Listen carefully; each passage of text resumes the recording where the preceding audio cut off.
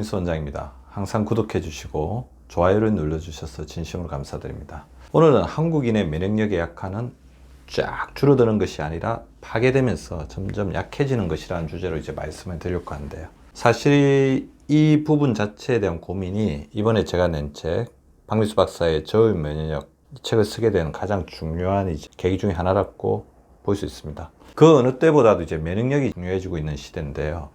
근데 우리나라 사람들이 보면 면역력이 약해서 굉장히 고통을 받으시는 분이 많거든요. 우리나라 사람들의 건강을 결정하는 중요한 이제 신체 기능은 혈관, 호르몬, 면역 기능으로 되어 있고, 지금처럼 면역적인 어떤 도전이 많은 시대가 없습니다.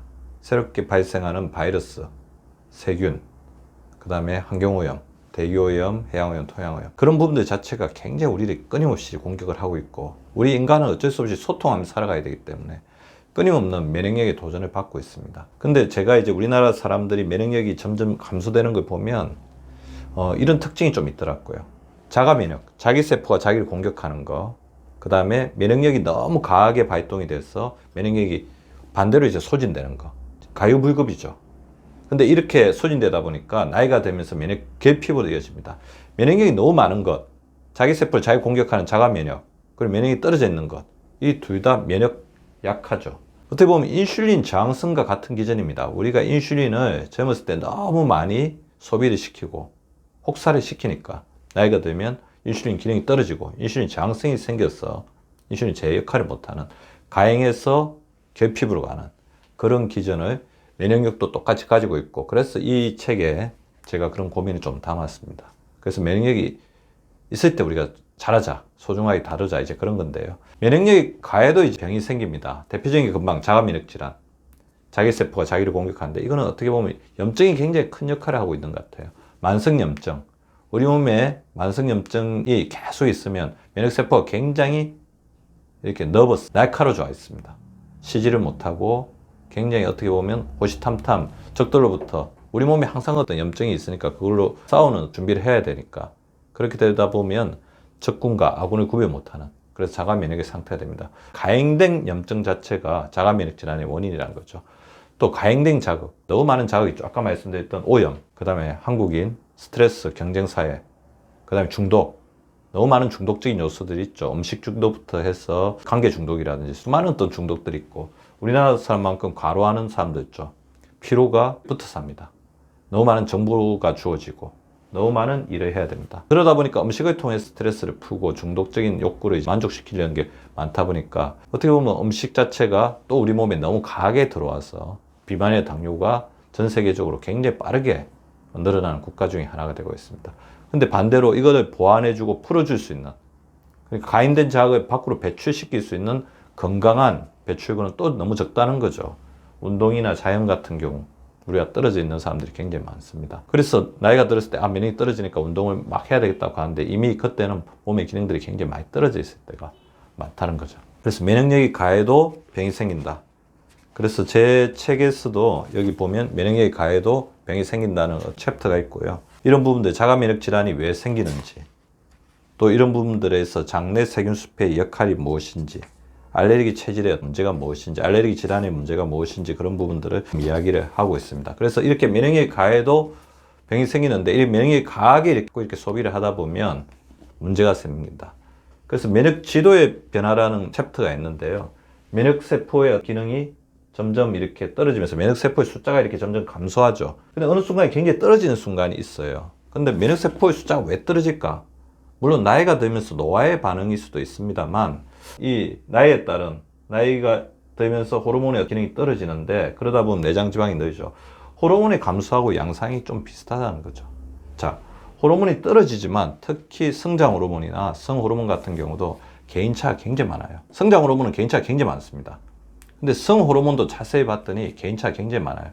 건강을 얼마나 잘 관리했는지, 호르몬을 얼마나 아끼는 생활, 아니면 호르몬 낭비하는 생활을 했는지에 따라서 그 개인차가 많은 것처럼 면역세포 역시 숫자가 줄어드는데, 똑같은 40대, 50대라고 해도 면역세포의 숫자가 확연하게 차이가 나는 사람들, 면역세포의 기능이 확연하게 차이가 나는 사람이 있는데, 그것이 바로 금방 말씀드렸던 면역력 가행을 얼마나 유발했는지, 면역력을 젊었을 때 얼마나 소진시켰는지, 지금 이 순간 얼마나 면역력에 가행 자극을 주고 있는지, 그거에 따라 달라진다는 거죠. 그래서 그런 과정을 거치면 면역력이 부족해지죠. 자, 면역력이 부족해지면 암이 됩니다. 자, 면역력이 부족하면 암에 걸린다. 우리 몸에는 내 외부의 세균이나 바이러스의 침입을 막아내고 몸속에 떠돌아다니는 암세포를 사멸시키는 면역세포가 존재합니다. 근데 몸의 면역력이 떨어지거나 결핍되면 다양한 발병률, 암세포가 면역력이 강할 때는 가만히 이렇게 숨어서 잠복하고 있다가 분명히 몸속에는 돌연변이, 변형되는 세포들이 존재하거든요.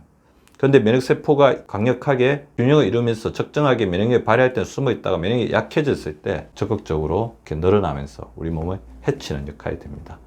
그러니까 암세포가 늘어나는 것은 많이 부족해진 몸의 면역력이 중요한 변수가 된다는 거죠.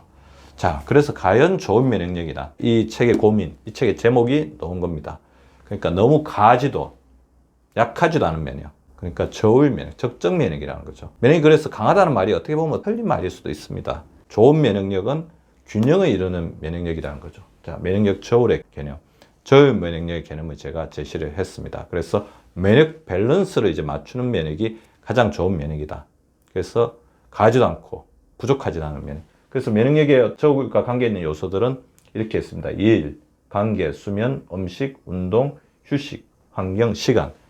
그래서 어떻게 보면 우리를 둘러싸고 있는 어떤 환경적인 요인들이 우리 면역력의 중요한 요인으로 작용하고 있습니다. 그래서 면역 밸런스를 맞추는 것이 필요하다. 이렇게 말씀을 드리고 있습니다. 자, 그러면 내가 면역력을 강하게 소진시키고 있는지 아니면 내가 지금 면역력이 떨어져 있는지 알 수 있는 지표들이 있어요. 가행 면역력, 혈액검사 속에서 활성산소, 그 다음에 혈액의 백혈구 분열수에서 림프구가 얼마나 늘어나 있는지, 만성염증을 나타내는 수치들, 혈액의 염증 수치들이 얼마나 증가되는지, 가행 면역력, 염증의 어떤 수치를 나타내는 거죠. 자가면역 질환적인 요소들이 많이 발생합니다. 아토피, 섭진, 천식 같은 게 많이 발생한다면 어떻게 보면 면역력의 가행으로 우리 몸을 해치고 있는 것이고, 그런 어떤 과정을 거치면서 면역이 결핍되어 있을 때는 바이러스 질환, 계감염 질환들이 많이 생기죠. 감기, 대상포진, 방광염. 그 다음에 우리 몸속에 항상 있다가 면역이 떨어지면 번식하는 무좀 같은 진균 질환들이 면역력의 결핍을 나타내는 지표입니다. 그래서 제가 시간 날 때마다 저울 면역력에 있는 이 내용들 중에서 핵심적인 내용을 좀 소개시켜 드리려고 하고요. 그래서 오늘 이야기를 마치기 전에 면역력 균형을 위한 생활의 균형에 대해서 말씀을 드리겠습니다. 자, 면역력 균형을 맞추려면 생활의 균형을 맞춰줘야 됩니다. 삶의 균형을 맞춰줘야 됩니다. 워크-라이프 밸런스. 일과 인생, 휴식의 균형, 적절하게 쉬어주고, 그 다음에 일도 중요하지만 인생을 즐기는 자세도 굉장히 필요합니다. 칼로리 균형이 굉장히 중요하죠. 어떻게 보면 우리 몸속에 너무 많이 칼로리가 쌓이면 비만뿐만 아니라 만성염증의 원인이 되거든요. 먹는 것과 칼로리 쓰는 것, 그다음에 운동하는 것, 활동하는 것에 균형을 맞춰서 적정 체중을 유지해 주는 게 굉장히 필요할 것 같고요.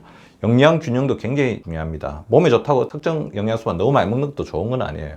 그리고 어떤 특정 영양소를 너무 배제하는 것도 좋은 것은 아닙니다.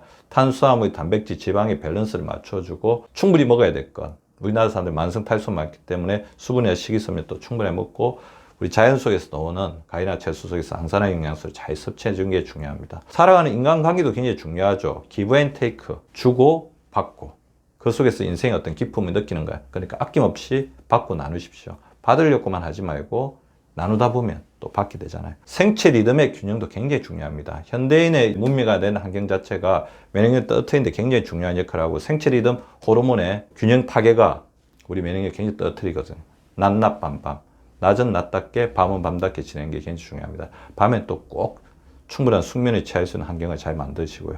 정보 균형. 살다 보면 요즘에 너무 암울한 정보들이 많죠. 그래서 좋은 정보, 긍정적인 정보도 충분히 받아들여서 나쁜 정보로부터 받는 여러 가지 부정적인 영향을 상쇄시켜 주시는 게 중요합니다. 그래서 앞으로도 제가 저울 면역력, 우리 구독자분들의 균형 잡힌 면역력을 위해서 많은 정보들을 같이 나눌 수 있도록 하겠습니다. 면역력의 균형은 삶의 균형에서 옵니다. 구독과 좋아요는 박미수 박사 TV를 지속시키는 생명력입니다. 많이 구독해 주시고 좋아요를 눌러 주시기 바랍니다. 항상 감사드립니다.